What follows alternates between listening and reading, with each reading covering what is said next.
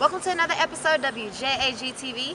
This week we get a sneak peek of this year's Black History program, learn the ins and outs of Matthew Chapman's shoe clothing business, discover Black entrepreneurs across town and even in our own school, and receive information on the upcoming blood drive. My name is Aaliyah Nile. And I'm Camry Branch. And this is WJAG TV, your weekly school news.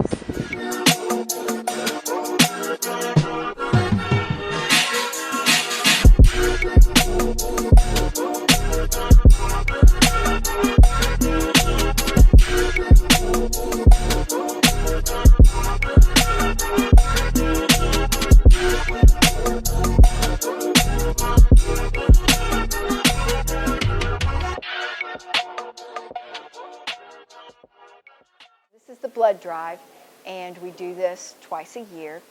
The Red Cross comes and Beta Club sponsors it. We take the blood from 16-year-olds and older, and the blood goes to the local hospitals. Yes, this is my second time doing it. I was a bit nervous. I was scared of the whole needle thing, but then I realized it's not so bad. This is an area that is always in need of more blood, and they like to get blood from students in high school because they're young. I'm Paula Figueroa. I'm the president of Beta Club, and basically what Beta Club is, you get invited because of your academic achievement, and then we focus on community service, and obviously the blood drive is a really good way to give back to our community. This is for our area, the local hospitals, Northeast Georgia. That's where the blood goes to. It doesn't go somewhere else. It stays in our area. So people that go to the hospital and need blood, this is where they're getting it from. We gave students permission slips, and they had their parents sign it. And there are two different forms. There's one for 16-year-olds, and these are official Red Cross forms, and then there's also Cedar Shoals forms for 17 and older. It's not so bad. I mean, I know the reason why people are mostly scared about it, but it helps out a lot with other people, so I feel like more people should do it. It is a really good way to help your community, that it doesn't really hurt. It is actually quite easy, and it's helpful to a lot of people. 1 unit of blood that you give can save 3 lives. Just come on down and see how you feel, and if you feel like you don't want to, you can always turn around and go the other way, but just try it, and if it doesn't work out, then we'll go from there. The next one is in February, and at that time, schools that have 2, you get t-shirts. So come donate in February, get a t-shirt. February is Black History Month. Ms. Covich wanted to make sure something was done to highlight our rich local history. Alex Soto got an exclusive look on how the events will break down, including a preview keynote speaker, Michael Thurmond, DeKalb County CEO. Let's take a look. Since 1926, when Carter G. Woodson held the first ever Black History Month event, and finally getting recognized by the United States in 1976, the celebration has since been held every February. Rosa Covich, a teacher at Cedar, hopes to bring a new light to the event. I realized that there was not a Black History Month celebration when I realized they were saying, let's have this Harambee Festival in 2019. The first thing that came to mind was Black History Month is in February. And the second thing is I didn't know what a Harambee was. I didn't know that word. I've since learned that it means unity. The overarching theme of Black History Month is a coming together and an understanding of what it means to be a Black person in this society. And it does not mean it has to be combated with anybody else that's in the society with you. Recognizing Black History Month and not letting it not happen again. Black History Month is every February. And I'm already thinking, if I have a chance, I'm already thinking about 2021. And to make it something that people will come to and find interest and help from. Find something new. So the big thing was to make sure that Black History Month happened in February. That's important. With showcases to highlight the past, Ms. Covich hopes to show what was and what could be. I've got a few people working on ideas to showcase freedom fighters. Another piece is the piano. And all of these are done to show everybody has a different idea on how things can be better. And so that's where the idea came from. Is when I saw a need and I thought it takes more than one person to do this. And the main thing is the the speaker, Michael Thurman, is Untold Stories. When planning began in August of 2019, a slot was left open for a keynote speaker. At the time, Ms. Covich had no idea who Michael Thurman was, but then she later knew she had to have him at the event. Committee member, Ms. Gay, and she said, you need to get in touch with you need to read Michael Thurman's book. And I was like, oh, what book? And she told me. And I was like, okay, I'll read it. And then I went and purchased the book. And then I thought, okay, I like the title, Untold Stories. There are untold stories among people who are together every day and they don't know anything about each other.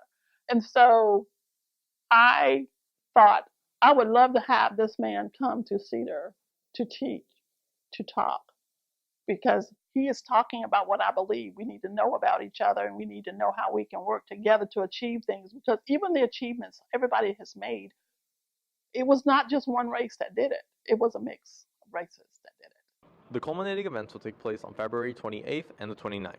Michael Thurman will speak on the 28th with JAG Fest on the 29th. Nothing is impossible, and that is what Ms. Covich hopes students will learn from Thurman. And I'm celebrated because, I was the first black to get elected from a majority white district.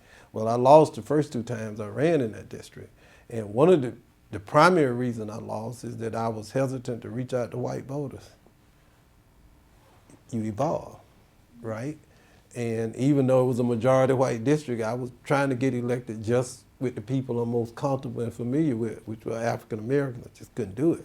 And so oftentimes we evolve, not necessarily because we volunteer to do it, we evolve because we don't have any choice to do it.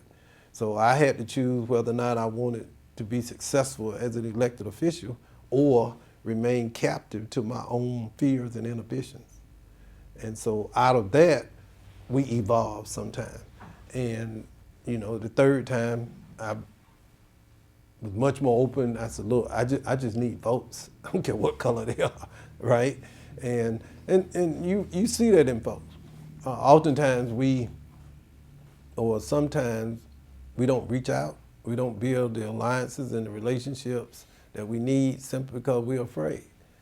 You may have experienced that yourself, right? Sometimes you want to have a friendship, you want to engage people, you want to walk across the cafeteria and have lunch with someone else or the other group, but you don't do it.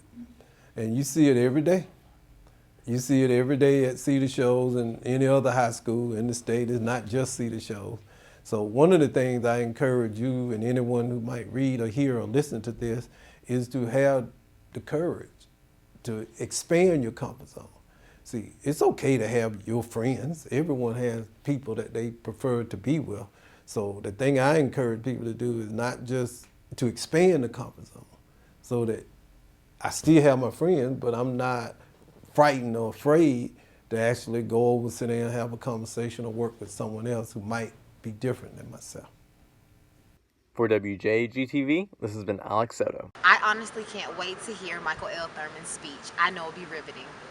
Black-owned businesses continue to grow, and Trinice Anderson shines a light on 3 black female entrepreneurs from around town and in our own school. Let's take a look. Black entrepreneurship has been booming in Georgia. We are ranked 2nd in state where most black businesses are located, coming in at 20%. Here in Athens, your own peers have started their own businesses, including Lanisha Allen, Jamiria Fortson, and Brianna Smith. Over the summer, I would go over my cousin's house and she would let me help her do like partial sew-ins, braid her down and sew it on for her. And it kind of helped me like get started with my own business. Really myself, because it's always been something I wanted to do. It was kind of hard. It was scary because I was scared of what other people would think about my work, and I was scared to step out. Well, first I had to find a vendor, and then after that, after I found my vendor, that's when I had started selling the hair.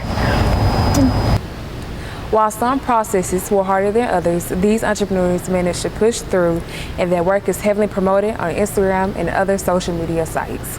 I have an Instagram, it's Styles by Neat, and I post most of my work on there. On Instagram, my hair page, my main page, and on my spam page. I post it on all my social media apps, and I send it to my friends and let them post it on their social media apps. I was curious on how they built a successful customer base and where they see themselves in the next 10 years. Here's what they have to say. I'm a nice person, so when people come over, I make them feel like they're at home. By giving my customers deals.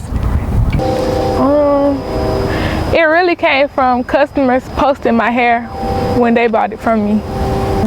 I don't know if I'm gonna be selling still in 10 years because it's just a side hustle, so yeah. If everything continues to go how it is now, I see it going very far. Hopefully in 10 years I'll be in somebody's hospital. But I don't want to do this for a living. The process wasn't always easy for these young Black entrepreneurs. With them experiencing challenges, now they know what they need to improve on. And with this info in mind, they now have tips for upcoming entrepreneurs. I face challenges such as people that different attitudes. Finding the right vendor who I actually wanted to bend with. Not having a lot of charms that people would like and selling out of charms fast. I would like to improve on putting the frontal down, like making them blend more. My customer base always. Having more variety of charms, more different kinds of bracelets and stuff. That it would be really hard. What I mean by when I said it was hard was finding a logo, finding like the colors I wanted on my logo, finding good packages, and finding the right vendor. I wish I knew to put makeup on the lace before putting it down. Have everything organized before you start it. To keep going, don't stop till you get where you want to be. To stay strong and don't give up. As you can see, the process with starting a new business isn't always easy, but these entrepreneurs manage to persevere through all the challenges. This has been Trinice Anderson. I applaud the three girls on stepping out on faith with their vision, persevering through challenges they may have faced. I totally agree, Leah. Ladies, keep up the great work. Matthew Chapman lives in Athens and now owns a clothing/shoe business called Lost 706 Soul. He sells, buys, renews, and trades shoes in Athens and throughout the U.S. He talks about the benefits from buying from online sellers, the risk of scams, and how he plans to promote and grow his business. Here's Pace Barkdahl. And it started off, I found a couple of pairs of Jordans at Goodwill or something. I just sold them on eBay for like 100, 150. It just started going up from there.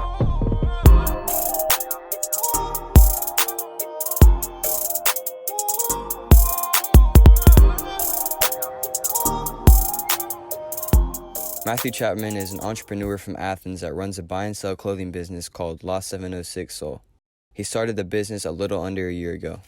I started off by like thrifting at different thrift stores, and I saw on YouTube people were selling stuff for a lot more than what they paid for, so I started just going to thrift stores and getting a bunch of stuff I thought was cool, selling it on eBay and stuff.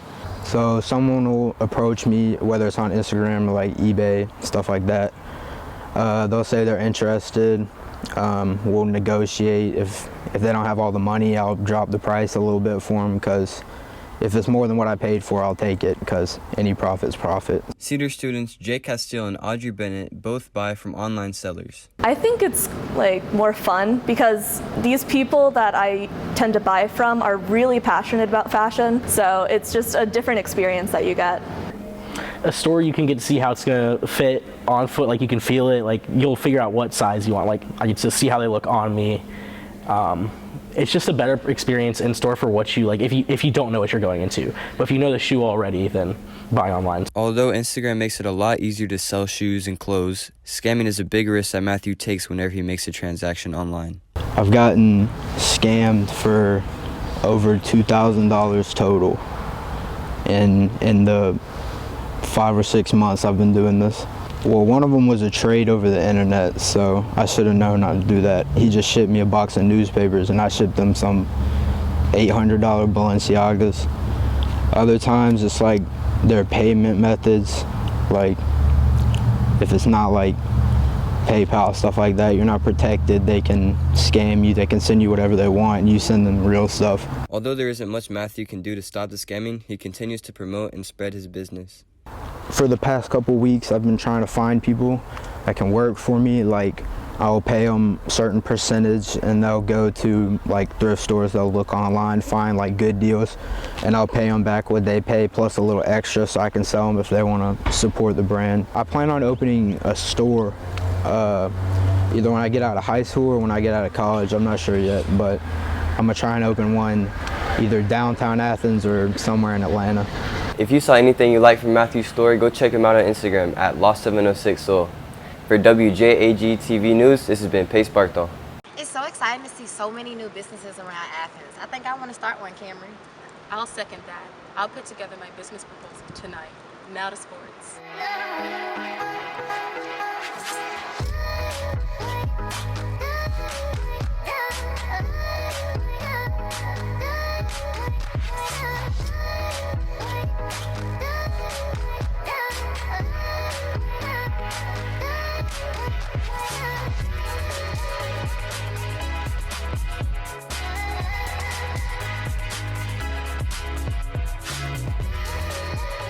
Welcome to WJAG TV Weekly Sports News. I'm Sajan Mallon, and this is Jordan Dulcia. The wrestling team had an area meet this past Saturday at Clark Central. The team performed well, with 4 Jaguars qualifying for 5A sectional tournament. It's been in my family. Like, it's a family tradition, and I always just thought about wrestling. It's very fun. I did jiu-jitsu and MMA in my past, and when I heard that Cedar had wrestling, I wanted to get in on it and see if I was good at it. And while I've been doing it, I've enjoyed it and had fun, so I just continue doing it. Improve on my shots, like my shots that I take and my quicks. And this season, I want to improve on my shots and takedowns. Look, my last meet, I let the dude take me down early, and that's how I lost. So I want to improve on being more aggressive and taking the other person down, so I don't lose like I did last time. Just practice it. Just practice it every day at practice, and just keep going over it. Just go all out. I'm gonna try my best. Like, never hold back.